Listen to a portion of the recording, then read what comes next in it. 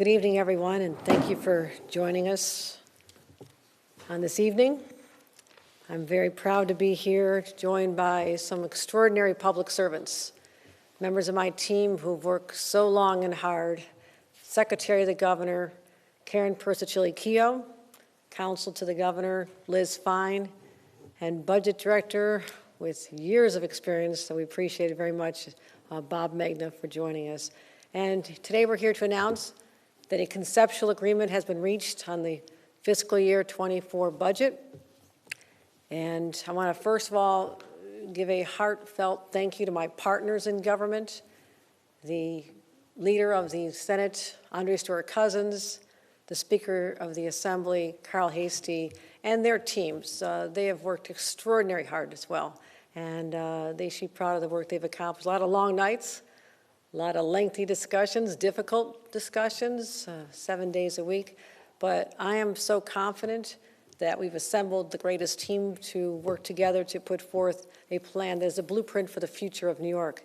And I know this budget process has taken a little extra time, but our commitment to the future of New York was driving this. And I believe today we'll be able to unveil the concepts of a framework that'll reveal that what was important is not a race to a deadline, but a race to the right results. I'm going to take a little bit of time to talk about how this budget will position us for generations to come. I laid out a bold vision, a way to make New York safer, more affordable, and more livable. It's what I call the New York dream. And sadly, this dream has been elusive for too many New Yorkers. And that's why this is an historic day for the great state of New York, as we take one step closer to helping millions of New Yorkers achieve that dream of better, more inclusive opportunities for people, making people feel safer when they walk down the streets, where they can find opportunity and success for themselves and their families. That's what this budget is all about. And now let's get into the details. And there's a lot of them. The overall budget is approximately $229 billion. It is balanced. It supports our bold vision for the future without spending beyond our means. The percent of state operating funds in reserves, and I point out last year with my first budget, this was very important to me because you do not know what's going to happen, the headwinds that lie before us, the economic challenges that could still unfold with a recession. I want to make sure we protected New Yorkers, and that's why our reserves are still 15%.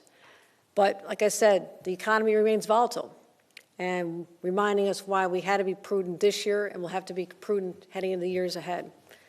I've always said that every New Yorker deserves to live in a community that is safe and peaceful, and I've been laser focused on making that dream become a reality. I want to start by talking about New York's bail laws. I've always been clear on where I stand on this issue. Overall, bail reform was needed. I support the core of its true premise, that no one, regardless of money, should be incarcerated because they don't have enough. Accused of the same offense as another individual, one goes free, one goes to Rikers or another jail, simply because they don't have enough money before they've been determined to be guilty. But I do believe that judges should have more authority to set bail and detain dangerous defendants. Data shows that recent decreases in recidivism for the low-level offenses, that's positive, but increases in recidivism for defendants charged with serious crimes. That's why it was very clear that changes need to be made. I'm here to announce that we've made improvements to our bail laws. The agreement removes what is known as the least restrictive means standard, which many judges have said tied their hands. It gives judges discretion. They need to hold violent criminals accountable, while still upholding our commitment to a justice system that is fair and accessible to all, and also ensuring that poverty is never treated as a crime. We knew that changing the bail laws was not all we needed to do to keep New Yorkers safe and improve our criminal justice system. That's why we're investing in this budget $40 million for public defenders to help them retain staff and enhance the services they provide to vulnerable New Yorkers. Also, for the first time in 2 decades, we're giving a pay increase to assigned attorneys who represent individuals unable to afford their own counsel. We're also supporting investing in violence prevention and doubling down on what we know works. The gun-involved elimination initiative known as GIVE, where we send money to communities, and I've seen this work. I've been out in communities like Rochester and Syracuse where this has been successful. I'm proud to announce the largest investment in this successful program. When I first became governor, the investment was $6 million. This year it'll be $36 million. I also want to make sure that our state police have the resources they need to protect New Yorkers, increasing our stabilization units, increasing a number of state police classes, but also making sure that we support our district attorneys as well, ensuring that they have $40 million to do their jobs as well. When it comes to keeping people safe, there are common sense places we can start as well. One of them has to do with fixing our mental health system, because it is broken. The rates of mental illness have been on the rise, and the pandemic only made matters far worse. Too many people can't get the care they need, and for too long we've underinvested in mental health. Today marks a reversal in our state's approach, a monumental shift. That's why I'm proud to announce that our budget accomplishes over $1 billion and makes critical policy changes to finally and fully meet the needs of New Yorkers. That'll include an investment to create 1,000 inpatient psychiatric beds to serve more than 10,000 New Yorkers a year, investing $60 million in capital and $122 million in operating and outpatient services, allowing patients to be integrated into communities and society, supportive housing, 3,500 units. We also know that health care often doesn't cover mental health care. So my budget, as proposed, will prohibit insurance companies from denying access to critical mental health services. We're also going to focus on children's health, children's mental health. They need services now. You give them the services now, you keep them from needing more serious services in the future. So our $30 million investment will help meet the needs of our children and hopefully cut the demand for services by half over the next 5 years. We're also expanding Medicaid access with a $100 million investment for preventative and primary care. We're making the largest Medicaid rate increase in 2 decades, investing in hospitals, nursing homes, assisted living centers, all to stabilize our state's healthcare system. Last year, we invested over $3.9 billion in 4 years to help our distressed hospitals. This year, we're making an additional $500 million investment to ensure they have the resources they need to provide this care. But you can't talk about health care without talking about reproductive health care. And as we saw this past month, extremist mega judges and legislators won't stop just at overturning Roe v. Wade. They want to implement a national abortion ban and dismantle reproductive health as we know it. But we remind everyone this is New York, the birthplace of the women's rights movement. And as long as I'm governor, this will continue to be a place that is a sanctuary to protect women's rights, and abortion will remain safe, accessible, and legal. We're bolstering that commitment with $100 million in new funding to protect reproductive health care and solidify our historic standing as New York's first safe harbor state. I'm proposing 2 pieces of legislation within the budget. We'll be passing them shortly. Increasing access to abortion care for students at public universities and protecting access to over-the-counter contraception at state pharmacies. The legislation recognized the urgency of these bills and passed them already. I look forward to signing them in the coming days. Now let's turn to another matter. The key to our kids' future is a high-quality education. Last year, we worked with legislators and invested over $31 billion in school aid, more than ever before. This year, we're breaking records again because we have to. Our kids and our teachers still need our help. Kids are still struggling after the pandemic. Our teachers have been through so much. So to get schools back on track, we're providing $34.5 billion, the largest investment for schools in state history. This includes $2.6 billion in foundation aid for a record of $24 billion. delivering on my promise to fully fund that formula for the first time ever. Now, just to put it in context, foundation wage was first implemented over 16 years ago.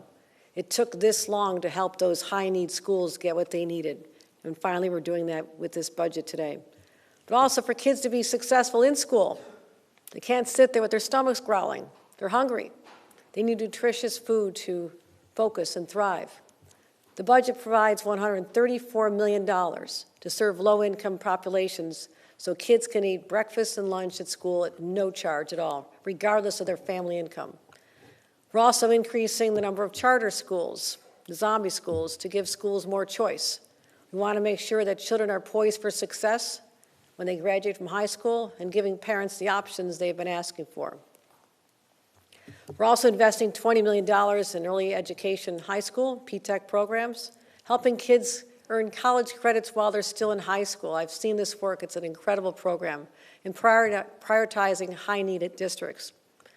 But also I want to make sure, and I've said this before, I want to restore the preeminence of our public higher education system. It's been disinvested in for decades. I want this to be a shining star for all New Yorkers, something we all can be proud of. And that's why we're making, once again, significant investments in SUNY's transformation and CUNY's strategic needs. $2.4 billion for new capital projects, $381 million in capital support, as well as we're establishing a state matching fund for endowment contributions to provide long-term funding for the university centers. But also, you think about our kids, we need affordable, accessible childcare. As the first mother to lead this state, this is something that's personal to me. I know what happens when you don't have affordable, accessible childcare. And so, on behalf of all the parents, this one's for you. We want to make sure that you have what's available to you, because right now, less than 10% of parents eligible for child care assistance are actually using those resources. Think about that. The money's been there, the resources have been there, but only 10% of eligible parents are taking advantage of this. But it's all changing with this budget. We're expanding eligibility.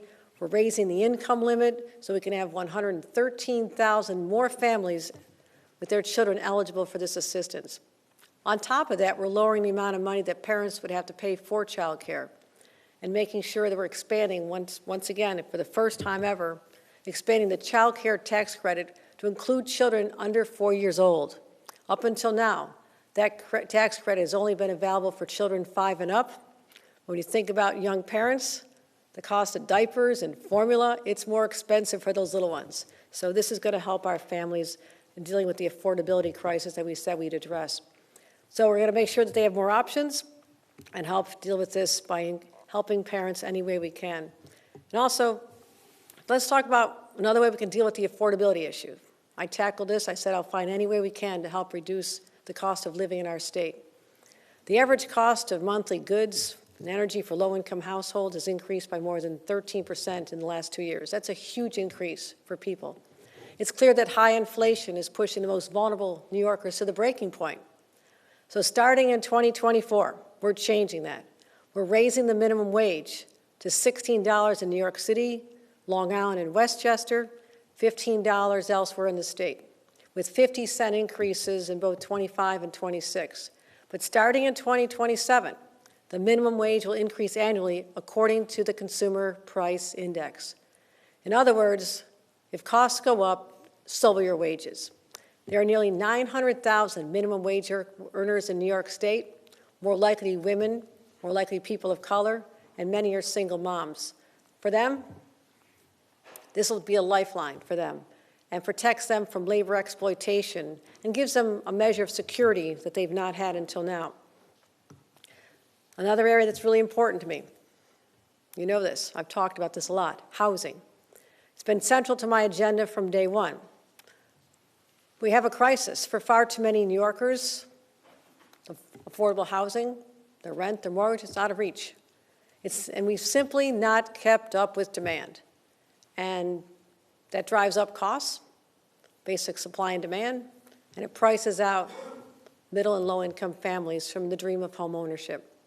That's why I proposed a bold housing plan, and I believe major action is required to meet the scale of this crisis. The legislature saw it differently. They're not ready to commit to the kind of transformative change I proposed. And I know change can be hard, but we're not walking away from this issue. And I won't stop working hard and fighting until we make housing more affordable for New Yorkers. So I've talked to the leaders. I've committed to working with them.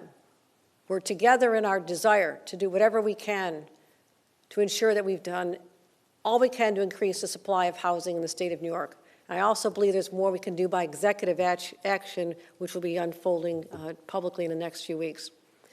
But one thing I do know, when you look at comparing us to other states that have made the tough decisions and have made a difference, it didn't happen overnight. It didn't happen in 3 months. In many cases, it took decades. But I'm impatient. We started the discussion. We started the conversation. And people know that I'm a fighter, and I'm going to continue working with anyone who'll roll up their sleeves and help us change the trajectory that our state is on right now, which is that we do not have enough housing for New Yorkers. So we'll work with advocates, legislators, and I know we can do that here and overcome all obstacles. So let's help the people who are struggling right now, those who fell behind their rent during the pandemic. We're adding $391 million in additional funding. We're expanding the Emergency Rental Assistance Program to make rent relief available for people living in public and subsidized housing. They were left out of the earlier programs based on earlier formulas. We're also focused on helping low-income families, homeowners, stay in their homes with $50 million to help them with the cost of home repairs. We're proud of creating a nation-leading program as well to get lead out of kids' homes. And this has been a real driver of disparate outcomes in children's mental health, their academic ability, and that's why it's so important that we reduce lead poisoning in our homes across the state. It's time to do something about it. It's way overdue. So the state's going to ensure that all rental units before 1980 are inspected for lead every 3 years. And property owners who don't get rid of this, get rid of the lead, will lose their certificate of occupancy. It's that simple. Let's talk about something else. The MTA, the lifeblood of New York City. It's rebounding from COVID. Just last week, the MTA set a record for ridership post-COVID of 4 million riders. That's good news. We've been plateaued for a while, but now we're moving ahead. But we still have, as a result of the pandemic, the MTA is facing stark financial challenges. The choice was just wait and see what happens, kick the can down the road, or launch a bold strategy of sustainability to shore up and ensure the viability of the MTA for years to come. So, working hard, we rolled up our sleeves again and came up with a plan to generate additional revenue for the MTA. Through a minor increase in the payroll and mobility tax for New York City's largest businesses, we'll provide over $1.1 billion for the MTA. New York City will increase its contribution to paratransit services, support the MTA with an additional $165 million a year, and the MTA will also implement a $400 million plan to make their operations more efficient and save money. And with this budget, commuters in the New York City region will know that this program will not be jeopardized. We're not cutting services. We're not curtailing our investments in this critical piece of infrastructure. So I'm also pleased to announce, as we encourage more people to take buses, take public transportation, that we're launching a 2-year pilot program in New York City to offer free bus service on 5 different lines, 1 in each of the boroughs. And the MTA will decide where the lucky areas are. Let's talk about something else. Rising energy costs. Many families, again, we talk about affordability. Low-income families are facing energy increases of 20 to 30%, higher than just 1 year ago. There's no way they could have budgeted for that. With this budget, we're insulating vulnerable households from exorbitant energy bills and building a more sustainable future. We're investing $400 million to deliver immediate utility relief for hundreds of thousands of vulnerable New Yorkers and provide low-income households with resources to upgrade their appliances, insulation, and heating systems. And that'll go hand in hand with our efforts, with our nation-leading effort to address climate change. Everyone knows. We've seen the effects of climate change, the storms, the hurricanes coming to New York, record snow amounts. We're seeing the effects every single day, not just here, but across the nation. Our budget prioritizes nation-leading climate action that meets this moment with ambition and the commitment it demands. So we're dedicating $500 million to build the clean water infrastructure that our communities need, bringing our total investment to $5 billion over the last few years. We're also directing $400 million from the Environmental Protection Fund to preserve open space and advance conservation across New York. And we're going to be the first state in the nation to advance zero-emission new homes and buildings, beginning in 2025 for small buildings, 2028 for large buildings. And we have more to do. And we're going to be working with the legislature if we finalize the budget, as well as getting through the end of the session. But here's a quick preview of what we're doing. A lot of funding is going to localities and generate capital projects in the pipeline. But here we go. I said I would do the hard things in my State of the State. I do not back down from a fight. Not now, not ever. We've accomplished a great deal. We've had a lot of intense conversations. But I believe that New Yorkers will be proud of this budget. It serves so many different needs and helps so many different people, and that's why I'm proud of it. And I also know that I said I would make our state safer, more affordable, more livable for New Yorkers of today and tomorrow. Now that we're reaching the end of this process, I'm confident that's exactly what this budget delivers. Years from now, people will look back at our time, just still coming out of the pandemic. What did we accomplish? Did we accomplish what this moment called for? Did we make a difference in the lives of others? We're going to be able to answer that question, yes. We invested where we needed to invest and let people know they matter. That regardless of where they live in the state of New York, we understand their concerns. They're worried about their safety of their families. They're worried about paying their bills, paying for childcare, good education. So now we're building a path of shared prosperity for all New Yorkers, and I'm very proud of this budget. Thank you very much. All right, any questions on the budget? Yeah, Zach, go ahead. Governor, can you tell us what happened with discovery reform? We were told late today that it dropped out.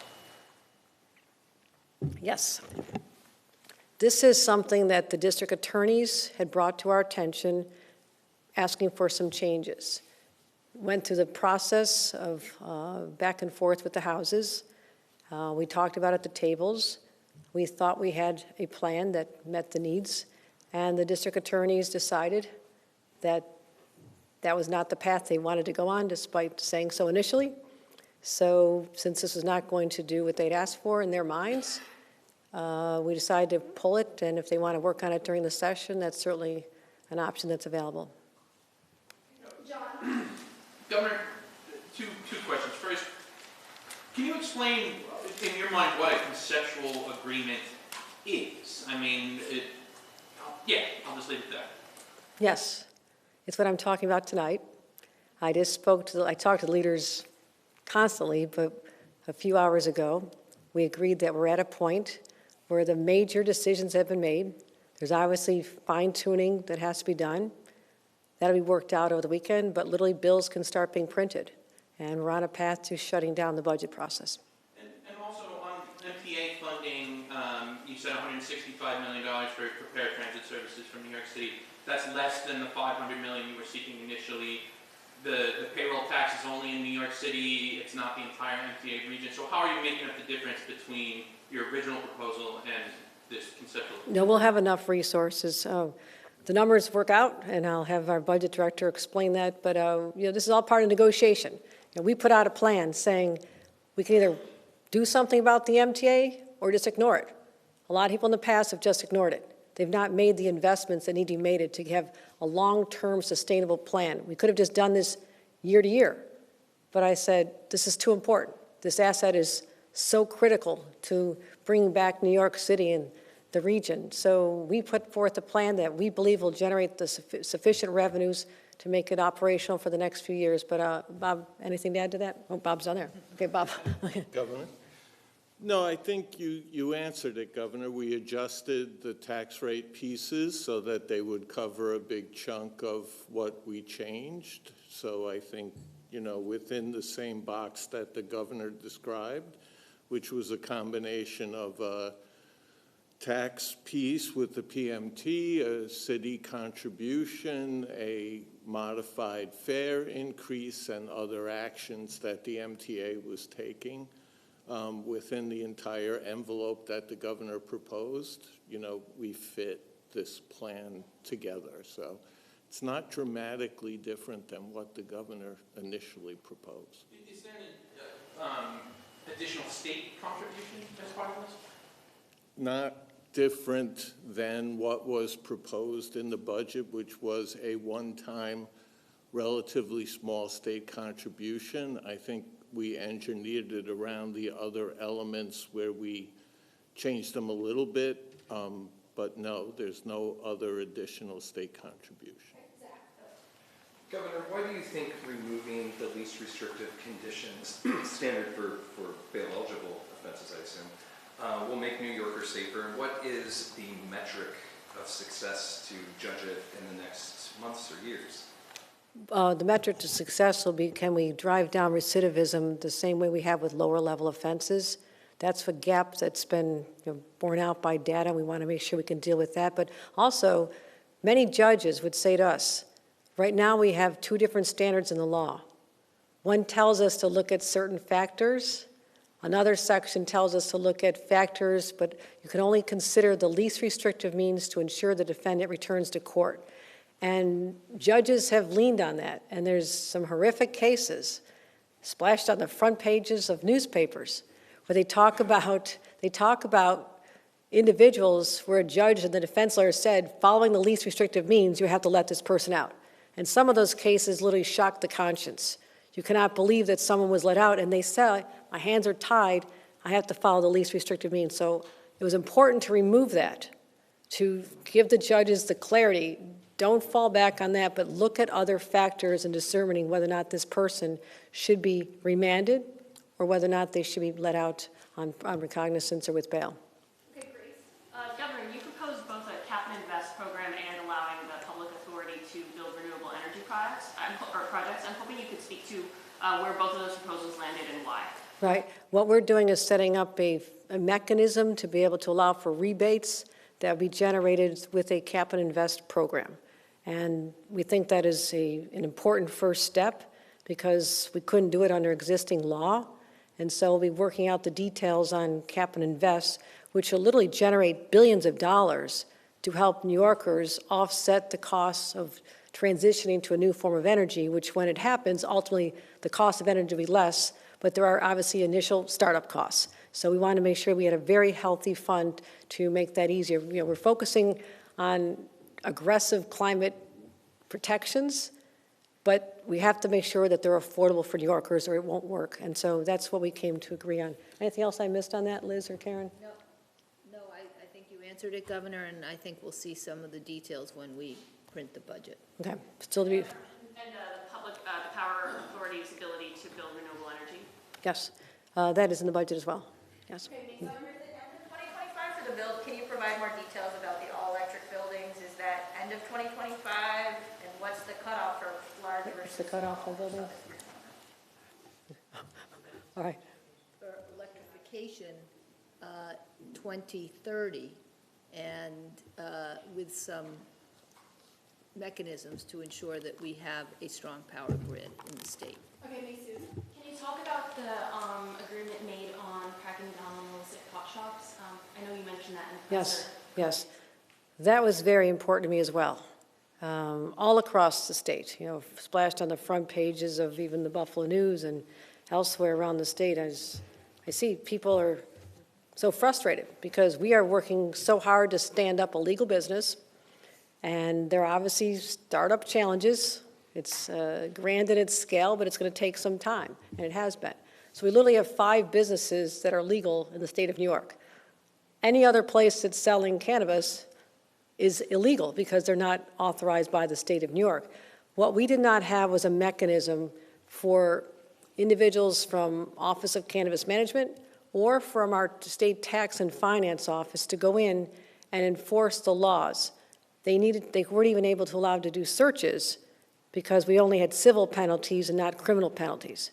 So now we're going to have a situation where we're going after not people on the street, not, we're not changing the laws in that respect, but allowing for there to be prosecution of individuals who are thwarting New York State tax laws. It's called tax fraud. If they're not collecting taxes or paying the taxes, then that is a misdemeanor, and that offense allows the authorities to go in and to do the searches they need. And also, there's another part, Liz, you're very familiar with this. Want to answer that? So the key is that the Department of Taxation and Finance has to have the power and the tools to go in and search and seize illegal product from illegal dispensaries. And that is one part of the law. And the law will provide them with those key tools. The second part will allow OCM to have tools to also go in and close down illegal dispensaries, and we're working on the details of that. It will be finally, hopefully, a change in how we deal with the illegal dispensaries, and the state will be able to show that illegal dispensaries cannot continue to thrive in New York. Are there any worries that that'll conflict with the whole idea behind the licensing process on giving priority to those who had past convictions? No, that program stays in place. There are only 5 open thus far. There are quite a few people that are still waiting for it, and you think about from their perspective, these entrepreneurs who obviously have to show a track record of having understand a business, who've run a business, many of them, and we've been working to help stand them up. But if they're looking at the landscape and seeing that there are literally thousands of illegal dealers that are making a lot of money, how are they possibly going to thrive in that environment? So we need to get very aggressive in our crackdown of the illegal facilities and storefronts that we see popping up, proliferating all over the city of New York, but all over the state. So we're focused on helping those individuals that were promised a shot to start a business and be successful, as well as generate substantial funds for a social equity fund that'll go into the communities that have been hardest hit by prosecution of the marijuana laws in the past. So we want all that to still work. It's still on track, but this dynamic of all these illegals popping up has made it more complicated. That's why I wanted to take this budget as an opportunity for us to put more teeth out there to help OCM, Office of Cannabis Management, and Tax and Finance to have the tools they have not had thus far to go in and do the job. Okay, Jimmy? Governor, it's been an eventful 4 months for you. This budget is almost 30 days later. It's probably going to be about 30 days late for adoption, which is later than usual. The Hector LaSalle rejection, and then the renomination, and then the housing plan that didn't quite make it through in budget talks. So I hear from people who say that you're sort of on a downward. You're in a little bit of a trough. So I'm wondering, how do you feel you're doing coming out of this budget process, coming out of these few months, and how do you feel set up for the end of session and the years and decades to come? No, this is a transformative budget, and I will never shy away from a fight. You're not always going to win. You're not always going to win. And I'm not going to quote Wayne Gretzky again, because I'm only a hockey fan. I love all the sports. But this state requires a leader who's not afraid to get knocked down once in a while, because I always get back up. And I get back up even more committed to take on the challenges. Housing is an enormous challenge. People have written about the fact that no one has touched this topic for 30, 40 years. My parents, when they were 29 and 30 years old, were activists trying to open up more housing to people of color in our hometown. My dad was barely a kid, and they took on this challenge in 1965. It is disgraceful that in 2023, we still can't open up our communities to multi-family housing to help our young people and people just starting out and our seniors to have a place to live. But also you look at the space that's around our transit hubs. They could be magnificent. There's great examples. So, Jimmy, it's not going to be easy. But I didn't come here to do easy.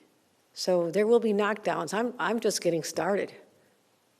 I've just begun my term as governor, and I feel very confident that when people see what went into this budget, the issues that we took on, fighting for climate change, fighting for public safety, fighting to make sure that our families can live a more affordable life. I'll do this every year that I'm blessed to be governor. And I don't care what critics say at the time or what's going on. I'm proud of the court that's been put in place. We have outstanding jurists that represent the state of New York. People should be proud of that. And I think this budget overwhelmingly is a great success. And if housing is the one area where we need to do more, I've already said that. That is not new to me. And anybody who wants to work with me to get this done, line up. Governor, on housing, are there any elements that could carry over from your initial budget proposal into the post-budget session or maybe even into the next couple of years or so? Oh, absolutely, absolutely, Nick, and that's exactly what I spoke to the leaders about.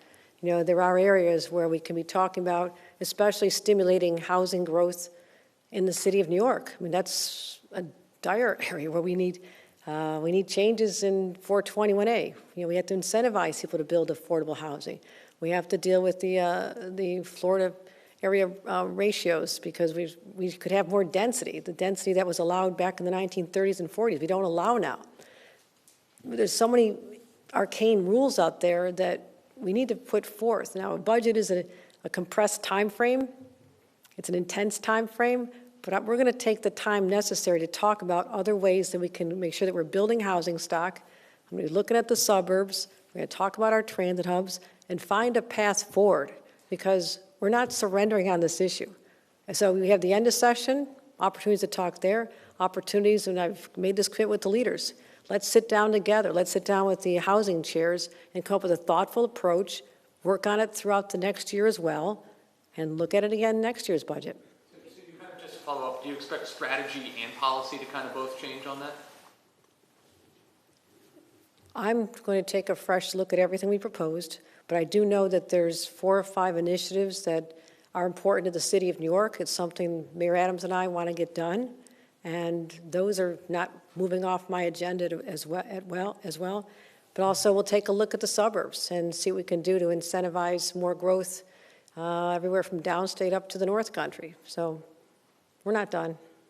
Channel 6 in the back. Hey, Governor, how much does criminal recidivism concern you? I heard you talking about that a couple minutes ago. And also, are you ready to endorse the current president for his second term? Well, I already have. I tweeted out, I'm with Joe, so that's out there. I'm delighted to, I just spoke to the president on a call yesterday. Very excited to support President Biden's reelection. What he has done for the state of New York, and I told him this, I'll be at Micron tomorrow. We're going to be putting shovels in the ground very soon, working on a community agreement of $500 million investment in Syracuse to get ready for Micron coming. That happened because President Biden and Senator Schumer put together a bill that changed the landscape, and we were able to amplify that by bringing our own program, working with the legislature, $10 billion to incentivize semiconductors. That's just one small example of how President Biden has changed the future of New Yorkers, and I'm absolutely with him 100%. First part of your question? Criminal recidivism, how much did that concern you, Governor, when you went into these discussions? Well, we're concerned about public safety overall. People have this sense of unease. I'm not satisfied with where we are. We have more to do, and recidivism is a problem. But that's not just related to bail. There's a lot of reasons behind that. And we're taking a holistic look at the criminal justice system. That's why our new partners in the Court of Appeals as well, the Office of Court Administration, we're working together. We talked about this, working together to find out why it takes so long for someone to be able to even have their day in court. When people are languishing, sometimes they're held in jail, sometimes they're out in the street. The longer that goes, there's more chance and opportunity for people to recommit crimes. Part of that is the failure of a system that does not allow people to have their day in court for far too long. So I'm concerned about that, but there's many factors that are surrounding it. But that's another one of the issues I'm willing to take on. Governor, in the bail proposal, does it still include the return to court standard that your original proposal did not have? Liz has the exact language of that. It does have the return to court standard, but instead of least restrictive, the standard is that the court must consider the kind and degree of control or restriction necessary to ensure the defendant's return to court. And Governor, I just wanted to follow up on what Jimmy was asking. Your statement sounded like it was a promise of sorts that we can expect more late budgets if it means that you are, fighting for these various priorities. Should New Yorkers expect more late budgets from your time as governor? I don't think I just stood here and promised more late budgets. Well, are you saying that that New Yorkers should not expect a later budget next year? Last year's budget was late, this year's budget's even later. If it means that you are able to include priorities such as bail and safety issues, are you saying that you are open to having more late budgets? I will talk about the budget we have in front of us right now. Next year is an eternity away, and I'm going to continue focusing on important policy initiatives that better the lives of New Yorkers, and we'll always strive to meet our deadlines, and I'll leave it at that. Police. Governor, where did the proposal land on universal school meals? I know you said you were talking about that earlier this week. Yes, we're adding more money to the program to expand more opportunities for people in lower income schools, and in those schools, we're going to ensure that the meals are available to everyone, so there's no stigma associated with it, which has been a problem. So we're expanding. How much are we investing in that, Bob? I don't know if you have that number up. It's roughly 130 million. Okay, so we're investing money to expand the free meals to children, especially in those underserved communities. Okay, time for a couple more, Bill. Governor, you're announcing a three-person deal by yourself right now. How is your relationship with the legislative leaders after this session we've had in the past 4 months? Stronger than you could possibly believe. We literally just spoke a couple hours ago. There's a lot of respect. This is tradition. We've done it this way before. This is our virtual handshake. But I have tremendous respect for them. I really, really do. We had a lot of very healthy debate on priorities. A lot of these issues are very emotional and they're heartfelt for the members and for the leaders. So for us to be able to come together and really put the people of this state at front and center and deal with policies that, again, will be transformative, I look forward to continuing to work with them the rest of the session, the rest of my tenure as governor, and it's a very healthy, strong relationship. Jamie? Exactly how many charter schools were agreed upon and why that number? The 22 charter schools were the ones that had not been reauthorized. They had closed. 14 are in the city. 14 are in the city, and the rest were upstate. So there were 22 that had been shut down that fell within the cap. So that's the number. Okay, Josh, and then we're good to go. Governor, the legislature was interested in increasing taxes on the very wealthy in New York State. Some of what they wanted ended up panning out in the budget, like housing. Why do you think that didn't gain any traction here? Well, I didn't propose a tax increase in my budget. I'm saying, why do you think the legislature's suggestion of a tax increase on the very wealthy didn't gain any traction? I do think that's a question for them. I didn't propose it. I don't want to raise taxes at this time. We have a surplus. We also know that we have to set aside money for reserves, but we were able to work together to put together a budget that didn't require any tax increases. Would you say it was a part of negotiations at all? I knew that it was in their one House bills, yes. Okay, thanks, everyone. All right, thanks, everyone. Question for the budget director, what does modified fare increases mean? You mentioned that phrase a little bit ago, responding to John. Are fares going up more than otherwise known before? No,